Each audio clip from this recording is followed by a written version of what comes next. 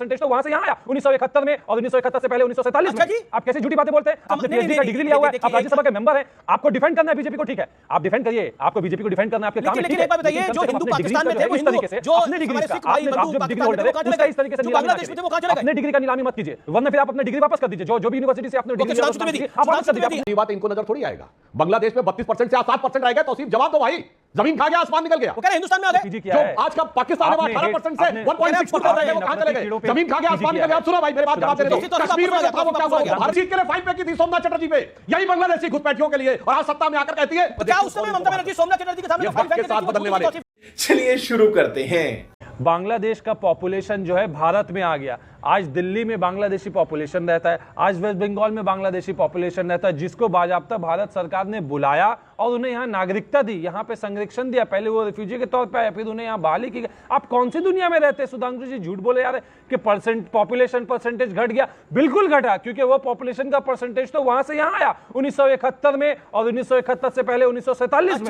आप कैसे झूठी बातें बोलते हैं? आपने पीएचडी का डिग्री लिया हुआ है, आप राज्यसभा के मेंबर हैं, आपको डिफेंड करना है बीजेपी को, ठीक है, आप डिफेंड करिए, आपको बीजेपी को डिफेंड करना है, आपके काम है, ठीक है। एक बात बताइए, जो हिंदू पाकिस्तान में थे वो हिंदू, जो अपने डिग्री का आप जो डिग्री होल्डर है उसका इस तरीके से नीलामी ना करिए। अपने डिग्री का नीलामी मत कीजिए, वरना फिर आप अपने डिग्री वापस कर दीजिए। जो भी यूनिवर्सिटी से आपने डिग्री लिया आप वापस कर दीजिए। आप अपनी डिग्री का नीलामी कर रहे हैं, आपको बीजेपी को डिफेंड करना, आप झूठे बातें बोल रहे हैं। तौसीफ कह रहे हैं कि आप झूठ बोल रहे हैं। जो बांग्लादेश में जो हिंदू थे वो बिल्कुल कटे नहीं हैं और बिल्कुल कन्वर्ट नहीं हुए हैं, वो सब हिंदुस्तान में आ गए हैं। पाकिस्तान के हिंदू भी इस समय हिंदुस्तान के अंदर है। नहीं, तौसीफ से और कोई उम्मीद नहीं की जा सकती है। ये तृणमूल कांग्रेस का डिफेंस कर रहे हैं, और ममता बनर्जी जी वैसे भी इस्लामिक स्टडीज में पीजी करके बैठी हुई हैं, तो मानी बात इनको नजर थोड़ी आएगा।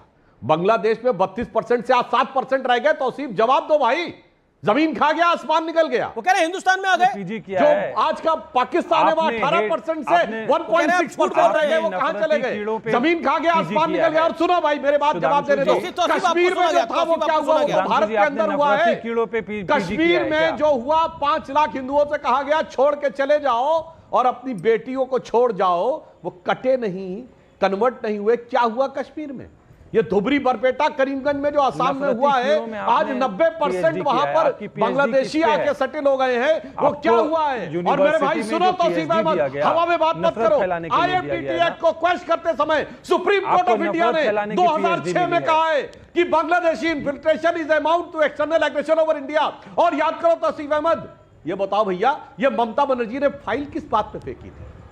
किस चीज के लिए फाइल फेंकी थी? सोमनाथ चटर्जी पे, यही बांग्लादेशी घुसपैठियों के लिए। और आज सत्ता में आकर कहती है तो क्या उस समय ममता बनर्जी सोमनाथ चटर्जी के सामने तो फाइल फेंक के साथ बदलने वाले? मैंने आपको एक फैक्ट बता दिया। क्या ममता बनर्जी ने जो फाइल फेंकी थी सोमनाथ बाबू के आगे, झूठ बोल रहे हैं, और ये बोल रहे हैं सोमनाथ चटर्जी के आगे, लोकसभा स्पीकर के आगे, वो झूठा प्रोपेगेंडा था? सबसे पहली झूठ बात ये कि बांग्लादेश में पॉपुलेशन घट गया है, उन्हें हिंदुओं को मार दिया गया। सच्चाई ये है कि 1971 में भारत सरकार ने बांग्लादेश के लिए बॉर्डर खोल दिया था। बांग्लादेश के लोग आज भारत में हैं, दिल्ली में हैं, सीआर पार्क में हैं, कलकत्ता में, सॉल्ट लेक में। आप कौन सी दुनिया में रहते हैं? आप टीवी में आकर के झूठ बोले जा रहे हैं, और अमित जी आप अपने चैनल में झूठ फैलाए जा रहे हैं। झूठ और नफरत सिवाय इसके बीजेपी की क्या राजनीति हो सकती है? आप कह रहे बीजेपी झूठ और नफरत नहीं, अब तो लेकिन वो दो फिर भी बेहतर थे।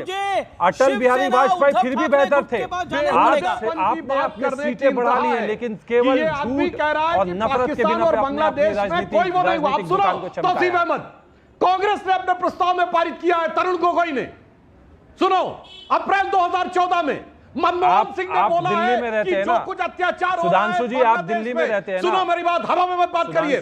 मैं आपको, आप सुनिए पूरी बात, आप मुझे बात करने दीजिए। इतना साकर झूठ और बेहुदेपन की बात करके आप दिल्ली में रहते हैं ना? सुनो, तरुण गोगोई सरकार का अप्रैल 2014 का प्रस्ताव है, कांग्रेस का, असम कांग्रेस का 2015 का प्रस्ताव है।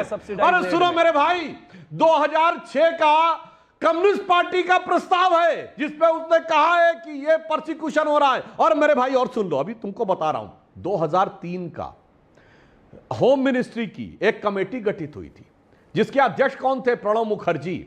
और सुनिए, उसमें लालू प्रसाद यादव जी भी मेंबर थे और उसमें कपिल सिब्बल भी मेंबर थे, अंबिका सोनी भी मेंबर थी।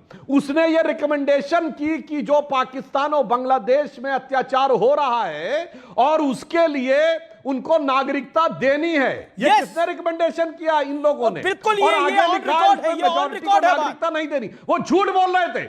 मनमोहन सिंह ने as leader of the opposition on record Advani ji से बात कही है। यार सरासर झूठ बोलता चला जा रहा है ये आदमी, और इस ढंग से बेहुदेपन से कि ऐसा कुछ नहीं हुआ, कुछ नहीं हुआ। तो सुनिए अमीश जी, मैं इनको अटल जी की कविता की वो पंक्ति बता देना चाहता हूं कि जिनके लाशों पर पग रखकर आजादी भारत में आई, वो अब तक है खाना बदोश गम की काली आंधी छाई। हिंदू के नाते उनका दर्द कहने में तुम्हें लाज है आती, तो सीमा के उस पार चलो सभ्यता जहां कुचली जाती। इतना असंवेदनशील होकर बयान नहीं देना चाहिए, इतना बड़ा झूठ नहीं बोलना चाहिए। मैंने एक दर्जन उदाहरण बता दिए और मैं तौसीफ अहमद को चैलेंज करता हूं, इसमें कोई गलत हो तो कहें तो मैं विड्रॉ कर दूंगा। ऊपर अत्याचार नहीं हुआ, सिख भाइयों के साथ अत्याचार नहीं हुआ। क्या आनंद दुबे, आप इस बात के साथ खड़े, आनंद दुबे ऑन स्क्रीन। देखिए ये टीएमसी और बीजेपी की बड़ी लड़ाई है, लेकिन क्या आनंद दुबे आप इस विषय पर साथ हैं? जो बात ममता दीदी ने कही, यानी मुख्यमंत्री ने कही बंगाल की, और जो बात तौसीफ खान ने कही कि बांग्लादेश में हिंदुओं को प्रताड़ित नहीं किया गया। अमीश भाई नमस्ते। देखिए, जो खबरें आई, जो हम और आपके माध्यम से देखे, उसमें तो यही हमने देखा कि वहाँ के हिंदुओं को एक प्रकार से अत्याचारित किया गया, एक प्रकार से उनको तकलीफ दी गई, प्रताड़ना दी गई। बाद में धीरे धीरे सरकार को भी समझ में आया, सरकार ने भी उस पर टिप्पणी की और वो विषय चलता गया। लेकिन अमीश भाई, आज जो मेरा मन दुखी है, मन दुखी का सबसे बड़ा कारण ये है बंगाल कि छत्रपति शिवाजी महाराज, नहीं, पहले एक मिनट, पहले मेरी बात सुनिए अमीश भाई। छत्रपति शिवाजी महाराज जो हमारे लिए केवल एक महाराज या राजा करके नहीं, हमारे एक देवता समान है, हमारे महापुरुष हैं, आदर्श हैं। अगर आजादी के 75-78 साल बाद भी हम उनकी एक मूर्ति ठीक से नहीं बना पा रहे हैं, उनके सम्मान में एक स्टैच्यू नहीं लगा पा रहे हैं, उसमें भी हम भ्रष्टाचार कर रहे हैं, तो आज जहां कहीं भी महाराज जी होंगे और देख रहे होंगे, वो यही सोच रहे होंगे क्या ऐसे हिंदुस्तान की कल्पना उन्होंने की थी, ऐसे स्वराज की उन्होंने इच्छा रखी थी, ऐसे महाराष्ट्र को उन्होंने बनाना चाहा था जहां एक सरकार बैठे और वो सरकार के जो मुखिया लोग हैं वो जब मूर्ति लगाए और मूर्ति खंडित हो जाए तो उस पर वो गलत बयानबाजी भी करे।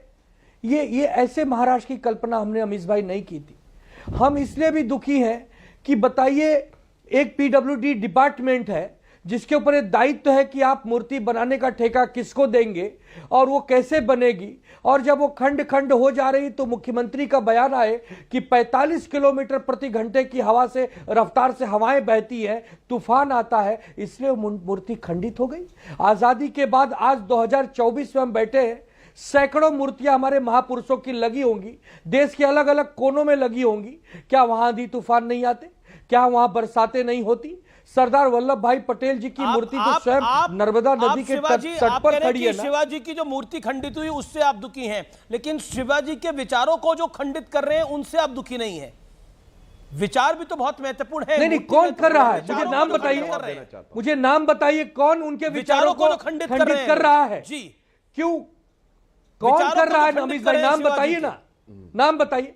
नहीं, नाम आपके पास कई कौन कर रहा है, नाम बताइए। सुधांशु त्रिवेदी, आपका जवाब आनंद दुबे की। वो बहुत दुखी है मन उनका, आनंद दुबे। जो आनंद दुबे जी ने कहा है वो रुआ से हो रहे हैं। उनके वेदना के साथ मैं पूरी तरीके से साथ हूं। छत्रपति शिवाजी महाराज के प्रति जो मान सम्मान हमारे मन